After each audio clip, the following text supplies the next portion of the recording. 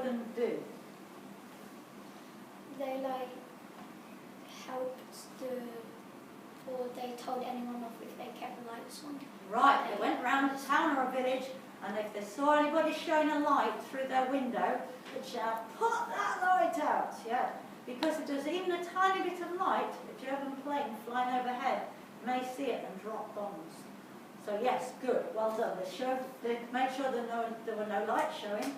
They also made sure everyone was in their shelters. Yes, they did. When the air raid siren went, they made sure that everyone was safe, everyone was in a shelter, and they directed them to the nearest shelter if they weren't. Good. So an ARP warden was very important. They also had to go and look if a bomber dropped, assess the damage, call for help if people were injured.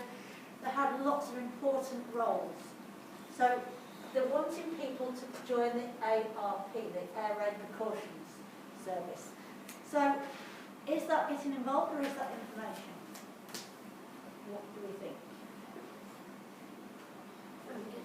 Getting involved. They wanted people to be ARP wardens. Good. The last one, careless talk may help the enemy. And you may have heard people say careless talk costs lives. In the war, people had to be very careful. If you were having a conversation, say on a bus with your friend going, "Oh, you know that big railway station at Ely?" If there was a German spy sitting nearby and they heard you say that, they would know there's a big railway station and could report that back. You had to be really, really careful about what sort of thing you said and who you said it to and where you said it. You mustn't say it in a big loud voice and you mustn't say it in public because it could help the enemy.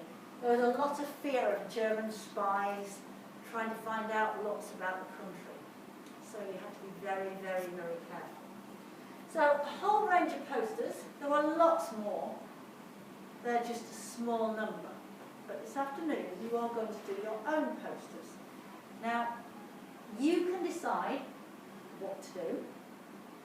Your poster needs to be something that somebody can read fairly quickly. If you're walking down the street, you don't want to stop and have to read for 20 minutes to find all the information. You want to see the information straight away. It needs to be nice and clear. So, for instance, Dr. Carrot, the children's best friend. It doesn't say grow carrots. Carrots are healthy for you. There's a lot of inference there. It's telling you it's healthy because it's implying that that's a doctor and the doctor is approving of that and it's going to have the effect of a doctor. So you need to be clever with your words and choose your words and make them quite few and far between but well chosen so they grab the reader's attention and make the reader want to look at that poster and remember it straight away. So not too much writing, a memorable picture,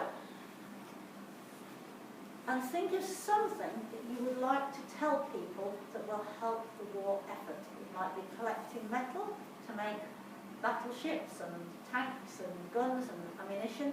It might be something to do with the blackout. It could be something about being careful in the blackout. It could be something about rationing, about running on food, about keeping a pig. It can be anything at all. Any of the things that we've thought about on there, any of the things that we've talked about to do with the war. You think, what sort of message would they want the public to see or to hear? And they would put that onto a poster. So, I think that's really hard. You finished? Yeah, well,